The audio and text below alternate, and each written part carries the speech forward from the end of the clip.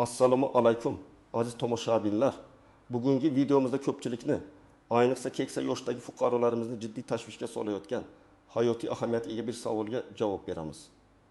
Vafot etganingizdan keyin kvartirangizni olib qo'yishadimi? Bu savol afsuski shunchaki faraz emas, balki real hayotda uchrab turadigan holatlar bilan bog'liq bo'lib, sizning mol-mulkingiz taqdiri haqida xavotirlanishlarga sabab bo'lmoqda. Ayniqsa hurmatli nafaqaxo'rlar, bu ma'lumot siz uchun suv va havodek zarur. Bu videoni oxirigacha diqqat bilan tomosha qilish sizning va oilangizning kelajagi uchun juda muhim. Shuning uchun vaqtni boy bermay, hoziroq kanalimizga obuna bo'ling va like bosishni unutmang. Zero bu ma'lumotlar ko'proq insonlarga yetib borishga yordam beradi. Xo'sh, bu muammoning ildizi qayerda? Ilgari, ya'ni sobiq tuzum davrida yoki hatto yaqin o'tmishda ham ko'pchilik oddiy mantiqqa tayanib, mening mol-mulkim vafotimdan keyin tabiiyki farzandlarimga yoki yaqinlarimga qoladi-ku, bu aniq narsa deb o'ylardi. Bu fikr ma'lum ma'noda haqiqatga yaqin edi. Chunki meros huquqi asosan yaqin qarindoshlarga, birinchi navbatda farzandlar, turmush o'rtoq va ota-onalarga berilardi.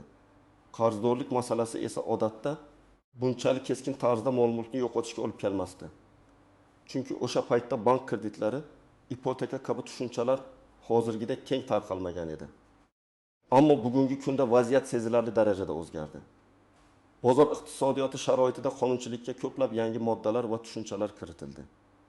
Bank kreditlari, ipoteka, turli xil majburiyatlar, kommunal to'lovlar bo'yicha katta miqdordagi qarzdorliklar, shuningdek, vasiyatnoma yo'qligi yoki uni noto'g'ri rasmiylashtirish kabi holatlar tufayli vafotimdan keyin kvartiram kimga qoladi degan savolga javob berish unchalik oddiy emas. Endi nafaqat yaqin qarindoshlar, balki vafot etgan shaxsning kreditorlari, ya'ni uchinchi tomonlar ham qonuniy tartibda o'z da'volarini qo'yishi mumkin. Bu esa kvartira yoki boshqa mol-mulkning merosxo'rlarga o'tish jarayonini murakkablashtirishi, hatto uni butunlay boshqa tomonga burib yuborishi mumkin. Keling, endi bu vaziyatni chuqurroq tahlil qilamiz.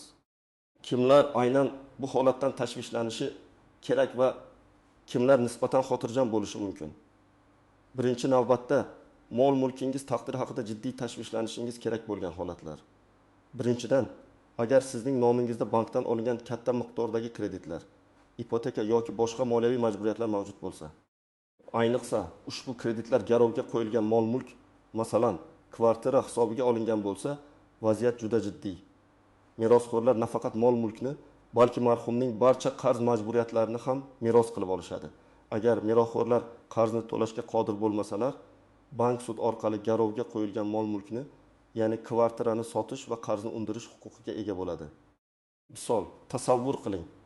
2000 yoshli marhum bobo nevarasining to'yiga deb bankdan 20 million so'm iste'mol krediti olgan va buning uchun kvartirasini garovga qo'ygan.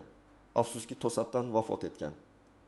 Kvartira bozor narxi 400 million so'm, lekin kreditorga hali 40 million so'm qarzi bor. Marhum boboning 2 o'g'li bor. Ular merosni qabul qilganda bu 4 million so'm qarzni ham qabul qilishadi.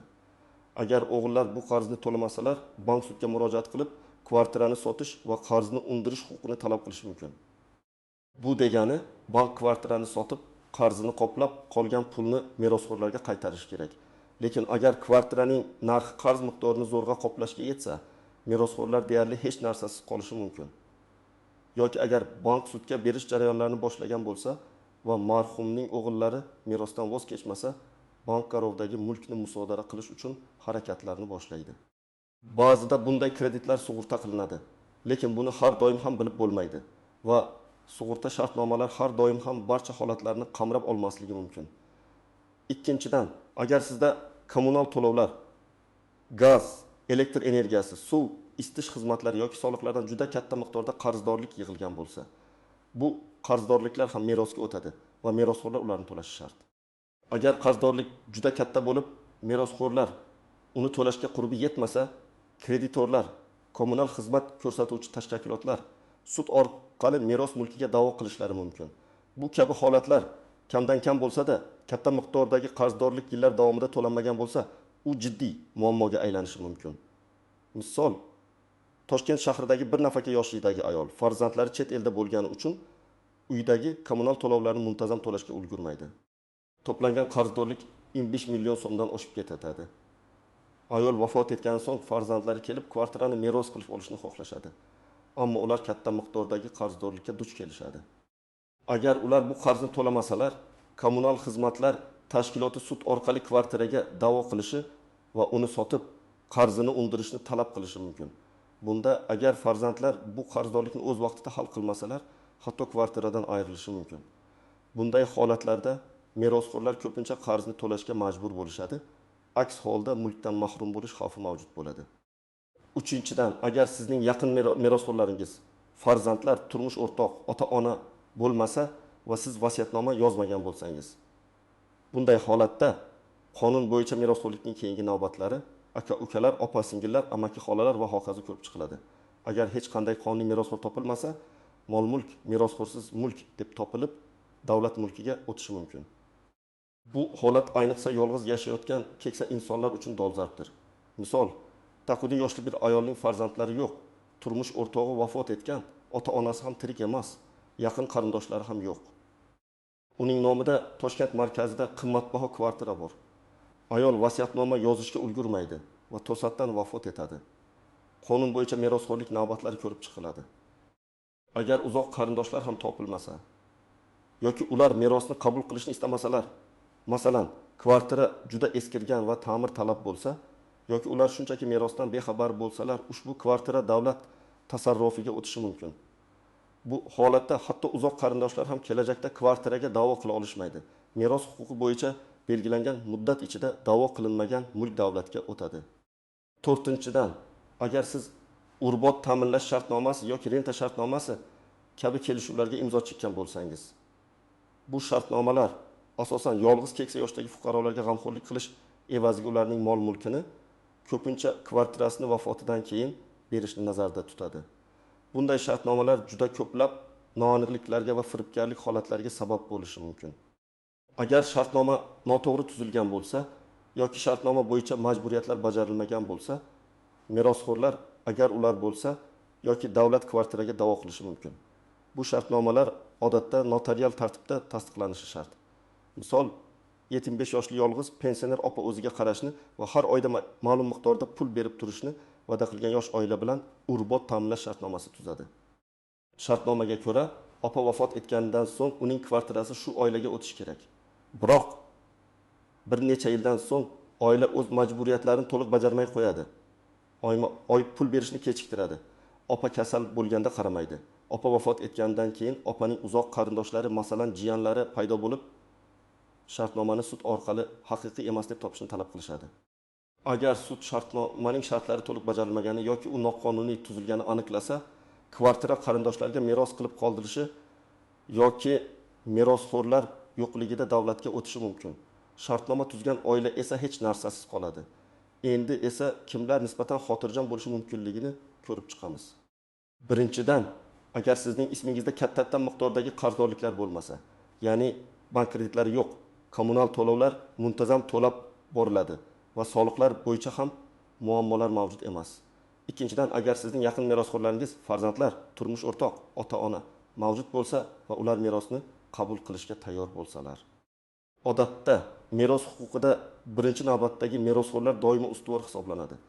Uchinchidan, agar siz to'g'ri rasmiylashtirilgan vasiyatnoma qoldirgan bo'lsangiz va unda kvartirangizning kimga o'tishi aniq ko'rsatilgan bo'lsa, bu holatda vasiyatnoma qonuniy kuchga ega bo'ladi va unda ko'rsatilgan shaxs kvartiraga egalik qiladi. 4-dan, agar kvartira sizning nomingizda bo'lmasa, balki oilangizning boshqa a'zosi, masalan, turmush o'rtog'ingiz yoki farzandingiz nomida bo'lsa, bu holatda sizning vafotingizdan keyin kvartira bevosita ularning mulki bo'lib qolaveradi va sizning nomingizdagi qarzdorliklar, agar ular mavjud bo'lsa, ularga ta'sir qilmaydi. Agar siz qarzlar uchun shaxsan o'zingiz garov qo'ymagan bo'lsangiz, keling, endi ba'zi istisnolar, e'tibordan chetda qolishi mumkin bo'lgan nozik jihatlar va yashirin tuzoqlarga to'xtalib o'tamiz. Birinchidan, qarzlar bo'yicha da'vo muddati. Har bir moliyaviy majburiyatning o'z da'vo muddati bor. O'zbekiston Respublikasi Fuqarolik kodeksiga ko'ra umumiy da'vo muddati 3 yilni tashkil etadi. Agar kreditor ushbu muddat ichida o'z da'vosini qo'ymagan bo'lsa, marhumning qarzi undirilmasligi mumkin. Bu esa merosxo'rlar uchun yengillik tug'dirishi mumkin. Ammo shuni esda tutish kerakki, Bu muddatning hisoblanishi murakkab bo'lishi mumkin va qarzning tabiati, shartnoma shartlari, to'lovlar muddati kabilarga bog'liq. Kreditorlar odatda bu muddatni o'tkazib yubormaslikka harakat qilishadi. Ikkinchidan, qiyin ahvolga tushib qolgan merosxo'rlar, qonunchilikda voyaga yetmagan bolalar, nogironligi bo'lgan shaxslar yoki boshqa qaramog'ida bo'lgan merosxo'rlar uchun alohida himoya mexanizmlari mavjud. Hatto vasiyatnoma bo'lgan taqdirda ham ushbu shaxslarga merosning muayyan ulushi majburiy tartibda ajratiladi. Bu ularning hayot kechirishi uchun minimal shart-sharoitlarni ta'minlashga qaratilgan. Masalan, agar vafot etgan shaxs vasiyatnomasida butun mol-mulkini uzoq qarindoshiga qoldirgan bo'lsa-da, uning voyaga yetmagan farzandlari yoki nogironligi bor turmush o'rtog'i bo'lsa, ular qonun bo'yicha majburiy ulushga ega bo'lishadi. Uchinchidan, merosdan voz kechish huquqi.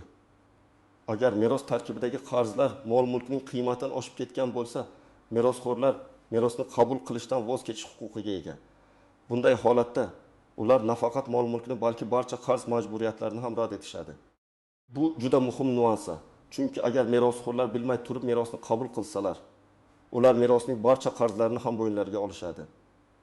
Bu qarorni qabul qilishdan oldin mutaxassislar bilan maslahatlashish va merosning aniq tarkibi, aktivlari, passivlari haqida to'liq ma'lumot olish juda muhim.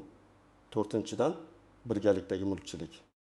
Agar kvartira bir nechta shaxsning umumiy mulki bo'lsa, masalan, er-xotinning birgalikdagi mulki, vafot etgan shaxsning faqatgina uning ulushi merosga o'tadi. Boshqa mulkdorning ulushi esa o'zida qoladi va unga hech qanday da'vo qilinmaydi. Bu degani, agar turmush o'rtog'ingizning nomi bilan kvartira ikkovingizga tegishli bo'lsa, siz vafot etganingizdan keyin faqat sizning ulushingiz merosga tortiladi. Qolgan ulush turmush o'rtog'ingizniki bo'lib qolaveradi. Beshinchidan, vasiyatnomadagi xatolar va noaniqliklar. Vasiyatnoma notarial tartibda tasdiqlanishi shart va unda aniq va tushunarli tarzda kimga qaysi mol-mulk qoldirilayotgani ko'rsatilishi kerak. Agar vasiyatnoma qonun talablariga javob bermasa, u haqiqiy emas deb topilishi mumkin. Shuningdek, agar vasiyatnomada noaniqliklar bo'lsa, bu merosxo'rlar o'rtasida nizo keltirib chiqarishi va sud orqali hal qilinishi kerak bo'lgan vaziyatlarni yuzaga keltirishi mumkin. Ba'zida qarindoshlar vasiyatnomaga norozilik bildirib, uni sud orqali bekor qilishga harakat qilishadi. Bu holatlar ko'pincha uzoq muddatli sud jarayonlariga olib keladi. 6-dan, nafs qonunlari va firibgarlik. Afsuski, yolg'iz va keksa yoshdagi fuqarolar ba'zida g'arazli niyatli shaxslarning qurboni bo'lishadi.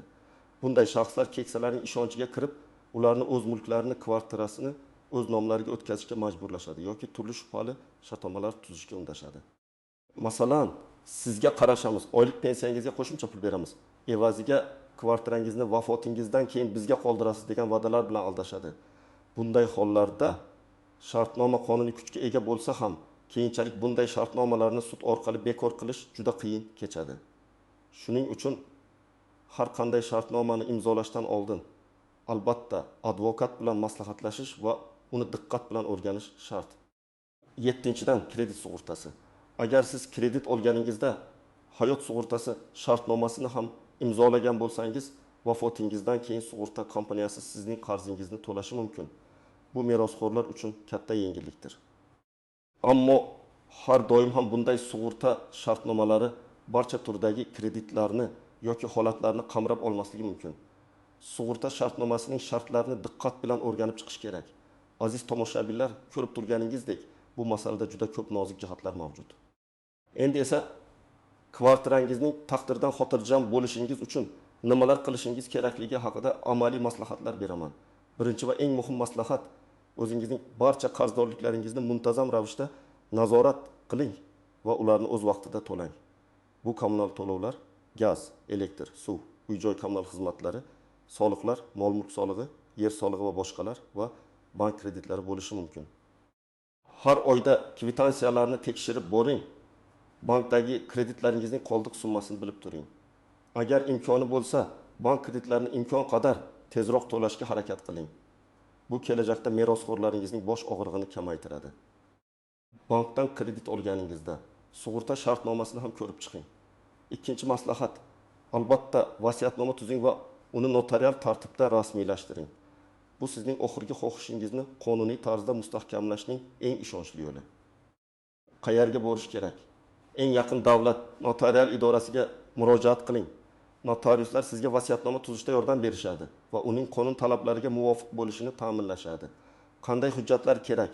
Shaxsingizni tasdiqlovchi hujjat, pasport, kvartiraga egalik huquqini tasdiqlovchi hujjatlar, kadastr hujjatlari, oldi-sotdi shartnomasi va hokazo.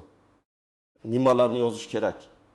Vasiyatnomada kvartangizni yoki boshqa mol-mulkingizni kimga qoldirmoqchi ekanligingizni aniq ko'rsating. Masalan, mening nomimga tegishli bo'lgan Toshkent shahri, Navoiy ko'chasi, 15-uy, 2 kvartira falonchi o'g'lim qizimga FISH pasport ma'lumotlari qoldirilsin kabi bir nechta merosxo'rga qoldirsangiz, har birining ulushini aniq belgilang. Nima uchun muhim? Vasiyatnoma bo'lmasa, meros qonun bo'yicha taqsimlanadi. Bu esa sizning xohishingizga mos kelmasligi mumkin. Vasiyatnoma merosxo'rlar o'rtasidagi nizolarning oldini oladi. 3-maslahat: o'z mol-mulkingiz va majburiyatlaringiz haqida yaqinlaringizni, ayniqsa merosxo'rlaringizni xabardor qilib qo'ying. Ular sizning bank hisob raqamlaringiz, kreditlaringiz, sug'urta polislaringiz va boshqa muhim hujjatlaringiz haqida ma'lumotga ega bo'lishlari kerak. Hatto barcha hujjatlar saqlanadigan joyni ham aytib qo'yish ortiqchalik qilmaydi. Bu siz vafot etganingizdan keyin ularning hujjatlarini qidirib va vaziyatni tushunib, vaqt yo'qotmasliklari uchun muhimdir. 4-maslahat: agar siz urbot ta'minlash shartnomasi tuzishni rejalashtirayotgan bo'lsangiz, bu masalaga juda jiddiy yondashing. Professional huquqiy maslahat oling. Bu turdagi shartnomalar katta xavf tug'dirishi mumkin. Advokat bilan birga shartnomaning har bir bandini diqqat bilan ko'rib chiqing. Shartnomada sizga ko'rsatilishi kerak bo'lgan xizmatlar, to'lanishi lozim bo'lgan miqdorlar, shartnomaning bekor qilinishi shartlari kabi barcha tafsilotlar aniq ko'rsatilishi shart. Har qanday ikkilanish yoki tushunmovchilik bo'lsa, shartnomani imzolashdan bosh torting. 5-maslahat: kompleks holatlarda doimo advokatga murojaat qiling. Agar sizning vaziyatingiz murakkab bo'lsa, masalan ko'p qarzlar, bir nechta merosxo'rlar, vasiyatnomadagi noaniqliklar yoki siz o'zingizni qandaydir shubhali shartnomaga imzo chekishga undayotganini yordam so'rang. Yurist sizning huquqlaringizni himoya qilishga va to'g'ri qabul qilishingizga yordam beradi. 6-maslahat: merosxo'rlar uchun zarur bo'ladigan hujjatlar ro'yxati. Vafot etgan shaxsning o'lim guvohnomasi, shaxsini tasdiqlovchi hujjat, pasport, kvartiraga egalik huquqini tasdiqlovchi hujjatlar, kadastr hujjatlari, oldi-sotdi shartnomasi, order, bank hisob raqamlari va kredit shartnomalar, vasiyatnoma agar mavjud bo'lsa. Bu hujjatlar merosni qabul qilish jarayonida notariusga taqdim etilishi kerak bo'ladi. Ularni bir joyda saqlash va yaqinlarga qayerda joylashganini aytib qo'yish maqsadga muvofiq. Xulosa qilib aytadigan bo'lsak, aziz tomoshabinlar, bugungi kunda vafot etganingizdan keyin kvartirangizning taqdiri shunchaki nasib qilganiga bog'liq bo'lmaydi. Bu sizning oldindan ko'rganligingizga, huquqiy savodxonligingizga va o'z mol-mulkingizni to'g'ri boshqarishingizga bog'liq. Qarzlaringizni nazorat qiling, vasiyatnoma tuzing va muhim qarorlar qabul qilishdan oldin mutaxassislar bilan maslahatlashing. Shunda siz ham, yaqinlaringiz ham kelajakda yuzaga kelishi mumkin bo'lgan muammolardan xoli bo'lasiz. Umid qilamanki, bugungi videomiz siz uchun juda foydali bo'ldi. Agar sizning ham bu borada savollaringiz, tajribalaringiz yoki fikrlaringiz bo'lsa, ularni izohlarda yozib qoldiring. Bu boshqa tomoshabinlarimiz uchun ham juda qiziqarli bo'lishi mumkin. Videoni like bosishni va kanalimizga obuna bo'lishni unutmang. Shunda biz yanada ko'proq foydali ma'lumotlar bilan bo'lish imkoniga ega bo'lamiz. E'tiboringiz uchun rahmat. O'zingizni va yaqinlaringizni asrang.